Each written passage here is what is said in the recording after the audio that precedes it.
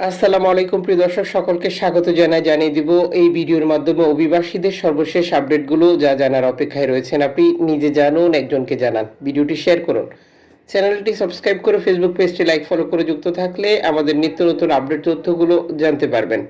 June মাসের 8 তারিখ যখন ইতালির আদালত থেকে ঘোষণাটি দিয়েছে অভিবাসীদের আলবেনিয়াতে পাঠানো হচ্ছে না, সেটা ইউরোপীয় আদালতের কাছে, এরপরে আমরা ক্লিয়ার হয়ে গিয়েছিলাম যে লিবিয়া থেকে অ্যাভেলেবেল গেম শুরু হবে আবারও ইতালির দিকে। তা স্পষ্ট হয়ে গেছে গত কয়েকদিনে। সর্বশেষ ইতালির কোস্টগার্ডের এক বার্তায় বিষয়টা আরও ক্লিয়ার হয়ে যায়, যখন লিবিয়া থেকে ছেড়ে আসা 200 জন শরণার্থীর একটি নৌকা বিপদে পড়ে। লিবিয়ান কোস্টগার্ড এর রেফারেন্সের সূত্র থেকে ইতালি কর্তৃপক্ষ এই প্রতিবেদনটি যুক্ত করেছে। তার মানে নৌকাটিকে আটক করার চেষ্টা করছে লিবিয়া এবং ইতালি কর্তৃপক্ষ সহযোগিতা করছে, তা আংশিক ধারণা করা হচ্ছে, যদিও এখন পর্যন্ত বিষয়টা ক্লিয়ার না। তবে এখানে এনজিও সংস্থাগুলো এই অভিবাসীদের আটকালে যেটি সম্পূর্ণ আন্তর্জাতিক আইনের লঙ্ঘন হবে বলে তারা সর্বশেষ বিবৃতি প্রদান করেছে। প্রসঙ্গত, নৌকাটি বর্তমান ইতালি উপকূলের কাছে রয়েছে। তো এই স্থান থেকে যদি লিবিয়ান কোস্টগার্ড শরণার্থী আটক করে নিয়ে যায়, যেটা দুঃখজনক। আপনারা জানেন যে তথাকথিত চুক্তির নামে লিবিয়াকে, যেটা বর্তমান সময় উপযোগী জাহাজ, স্পিড বোট বা আরও বিভিন্ন যন্ত্রাংশ দিয়ে সহযোগিতা করছে ইতালি, যার মূল উদ্দেশ্য হচ্ছে লিবিয়া থেকে যাতে কোনো অভিবাসী ইতালিতে না আসতে পারে। সে ধারাবাহিকতায় এই 200 জন অভিবাসী পুশব্যাকের শিকার হবে কিনা তা জানার জন্য আমাদেরকে আরও অপেক্ষা করতে হবে। লিবিয়া থেকে একটি মাছ ধরার ট্রলার করে এই গেমটি হয়েছে, যা নিশ্চিত করেছে ইতালি কর্তৃপক্ষ। যেহেতু বর্তমান সময় ইতালি অভিবাসীদেরকে আলবেনিয়াতে পাঠাতে পারছেন না, আর যে কারণে লিবিয়া থেকে এই ধরনের বড় বড় গেমগুলো আরও হবে বলেই আমরা মনে করছি। প্রসঙ্গত, আমরা 2022, 23, 24 সেই সময়কালে দেখেছি মাছ ধরার ট্রলার করে গেম দেওয়া, যেটা দীর্ঘদিন বন্ধ ছিল, অবশেষে সেটা আবারও চালু হয়েছে। এই সময় আমাদের যে সকল লোকজন দীর্ঘদিন থেকে লিবিয়াতে অপেক্ষা করছে, মাফিয়া বা দালালরা গেম দিচ্ছে না, তাদের সাথে আপনারা কথা বলবেন, যোগাযোগ স্থাপন করবেন, চেষ্টা করবেন গেম দেওয়ার জন্য। যেহেতু বর্তমান সময় আলবেনিয়াতে পাঠানোর কোনো ভয় নেই, সঠিকভাবে গেম দিলে সে ইতালিতে পৌঁছাতে পারবে। যারা মাসের পর মাস, বছরের পর বছর গেম দেওয়ার নাম করে ঘুরাচ্ছে, ঠিকমতো গেম দিচ্ছে না সহ আরও ঘটনা।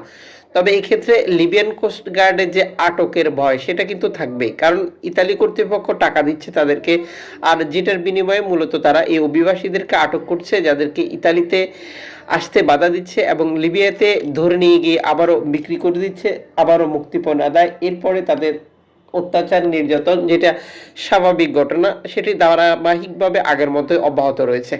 এখানে মূল বিষয় হচ্ছে যে ইতালিতে গেলে আলবেনিয়াতে যেতে হবে, এরকম একটা ভয়ের পরে সেই ভয়টা কেটে যাওয়ার পর গেম বৃদ্ধি পেয়েছে, আর যেটার পরিসংখ্যান এভাবেই লিবিয়া থেকে ইতালিতে শরণার্থী আসার চেষ্টা। সর্বশেষ লুইস মিশেল নিশ্চিত করেছে, আমরা উদ্ধারকৃত অভিবাসীদেরকে নিরাপদে ইতালিতে হস্তান্তর করার পর এখন আবারও প্রস্তুতি নিয়ে আমরা ইতালি এবং মাল্টার যৌথ অনুসন্ধান এলাকা দিকে যাচ্ছি, যেখানে অবস্থান করে আমরা বিপদগ্রস্ত নৌকাগুলোকে সরাসরি সহযোগিতা করব। আমাদের পক্ষ থেকে এনজিও সংস্থাটির জন্য শুভকামনা। এদিকে অ্যালামফোন রেডিও টেকনোলজি সর্বশেষ মাইক্রো ব্লগিং সাইট এক্সে দেওয়া বার্তা নিশ্চিত করেছে, লিবিয়া থেকে ছেড়ে আসা 40 জন শরণার্থীর একটি নৌকা, যেটি থেমে গেছে ভূমধ্যসাগরে। সর্বশেষ তথ্য মতে নৌকায় থাকা অভিবাসীরা বার্তা দিয়েছে যে জ্বালানি শেষ হয়ে গেছে, তাই আটকা পড়েছে। এই প্রতিবেদনে একটি বাণিজ্যিক জাহাজ পাশে রয়েছে, যা অ্যালামফোন একটি লোকেশন শেয়ার করে নিশ্চিত করেছে তাদেরকে উদ্ধার করার জন্য অ্যালামফোনের কাছ থেকে বার্তা গেছে এই বাণিজ্যিক জাহাজের কাছে। আমাদেরকে অপেক্ষা করতে হবে, জানতে হবে যে বাণিজ্যিক জাহাজটি আদৌ এই নৌকাটিকে সহযোগিতা করে কিনা। তবে আমরা আল্লাহর কাছে প্রার্থনা করতে পারি, আল্লাহ যাতে করে তাদেরকে উদ্ধারে এই লোকগুলোর মনে রহমত নাজিল করে এবং তারা উদ্ধার হয়, নিরাপদে ইতালিতে পৌঁছাতে পারে। এদিকে ব্যালিয়ারিক দ্বীপপুঞ্জে 5টি নৌকা থেকে 101 জন শরণার্থী প্রবেশের তথ্য দিয়ে গতকাল টোটাল সকল উপত্যকা বা দ্বীপগুলোতে শরণার্থী প্রবেশের বিষয়গুলো নিশ্চিত করেছে স্প্যানিশ কর্তৃপক্ষ। সালভেন্তো ম্যার্তিমোর প্রতিবেদন মাইক্রো ব্লগিং সাইট এক্সে দেওয়া বার্তায়, যেখানে বলা হয়েছে ধারাবাহিকভাবে আজও রেকর্ড সংখ্যক শরণার্থী প্রবেশ করেছে আফ্রিকার বিভিন্ন দেশ থেকে আমাদের উপত্যকা এবং দ্বীপগুলোতে। অভিবাসীদেরকে উদ্ধার করে নিরাপদ স্থানে হস্তান্তর করার জন্য আন্তর্জাতিক সহযোগী সংস্থা রেড ক্রিসেন্ট সোসাইটি সহ স্পেনের উদ্ধারকারী সংস্থাগুলো কাজ করছে বলেও এই প্রতিবেদনে যুক্ত করা হয়েছে। এদিকে শেওয়াচ সর্বশেষ শেবার্ড যেটি বিমানের সহযোগিতা নিয়ে একটি তথ্য শেয়ার করেছে, যেখানে বলা হয়েছে অ্যালামফোন রেডিও টেকনোলজি একটি নৌকা বিপদে পড়ার তথ্য দিয়ে একটি প্রতিবেদন প্রকাশ করেছিল, সেটাকে আমরা আকাশ থেকে শনাক্ত করেছি। নৌকাটির অবস্থান বর্তমান তিউনিসিয়ার উপকূলে। এই নৌকাটি বর্তমানে পুশব্যাকের আতঙ্কে রয়েছে। মাল্টা এবং ইতালি কর্তৃপক্ষ নৌকাটিকে পুশব্যাক করার চেষ্টা করবে বলে অনেকে মনে করছে। যেহেতু তিউনিসিয়ার উপকূলে এসে এটি আটকা পড়েছে, এখান থেকে এই নৌকাটিকে উদ্ধার করবে না কোনো এনজিও সংস্থা, বা উদ্ধারের খুব একটা সুযোগ নেই। এক্ষেত্রে এনজিও সংস্থাগুলো মাল্টা এবং ইতালি কর্তৃপক্ষকে যে কোনো ধরনের পুশব্যাক বন্ধ করার জন্য আহ্বান জানিয়েছে। প্রসঙ্গত, এই অঞ্চলটিতে নৌকা শনাক্ত হওয়ার পর মাল্টা কর্তৃপক্ষ প্রতিনিয়ত এই কাজটি করে। তারা লিবিয়া এবং তিউনিসিয়ান কোস্টগার্ডকে তার লোকেশন অবস্থান শনাক্ত করে বার্তা পাঠায়, যে প্রেক্ষিতে এখান থেকে লিবিয়ান কোস্টগার্ড এবং মাল্টা কর্তৃপক্ষ নৌকা তিউনিসিয়ান কর্তৃপক্ষ আটক করে নিয়ে যায়, যার ফলাফল আপনারা জানেন। আটক করার পর নির্যাতন, মারধর, ধর্ষণ সহ আরো বহু ঘটনা যেটা প্রতিনিয়ত ঘটছে বর্তমান তিউনিসিয়া এবং লিবিয়া, যেটি স্পষ্টই মানবাধিকার লঙ্ঘন। যদিও বর্তমান কোনো রাজনৈতিক দল বা একটা বৈধ সরকার ক্ষমতায় নেই লিবিয়া, আর এই সুযোগে বিভিন্ন মিলিশিয়া গ্রুপ বা বিভিন্ন বিতর্কিত ব্যক্তি ইতালি সহযোগিতা নিয়ে বা ইউরোপীয় সহযোগিতা নিয়ে দেশ পরিচালনা করছে, যার ফলাফল তারা যেটা বলছে এটাই শুনছে। আর এক্ষেত্রে সবচেয়ে ক্ষতিগ্রস্ত হচ্ছে বিভিন্ন দেশের অভিবাসীরা। এদিকে ল্যাম্পুদোসা হটস্পট কর্তৃপক্ষ সর্বশেষ মাইক্রো ব্লগিং সাইট এক্সে দেওয়া বার্তায় নিশ্চিত করেছে 85 জন শরণার্থী উদ্ধার করেছে তারা। 11 মিটার লম্বা একটি নৌকায় করে তারা এসেছিল, যেখানে সিরিয়াল নাম্বার সহ বিস্তারিত তথ্য দিয়েছে।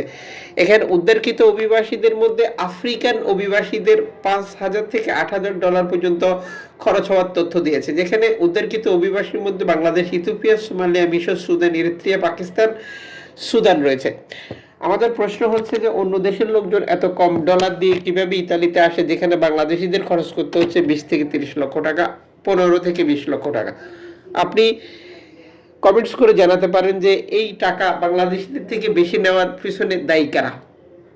যেহেতু প্রতিটি দেশের অভিবাসীরাই অবৈধভাবে গেম দিয়ে ইতালিতে আসছে, আর তাদের খরচের ব্যাপারটা আপনি হিসেব করে দেখুন। আজকের হিসেব অনুযায়ী আপনি যদি ক্যালকুলেটর হাতে নিয়ে থাকেন, যেখানে আপনি দেখতে পারেন $5,000 ইন্টু 123 টাকা, অথবা $5,000 ইন্টু $8,000 ইন্টু 123 টাকা কত হয়ে থাকে, তাহলে বাংলাদেশিদের খরচের ব্যাপারটি বিবেচনায় রাখা উচিত। বিশেষ করে যারা গেম দেবে, যারা গেম দিচ্ছে, যারা লিবিয়াতে অবস্থান করছে, যারা মাফিয়ার সাথে চুক্তিবদ্ধ হয়েছে।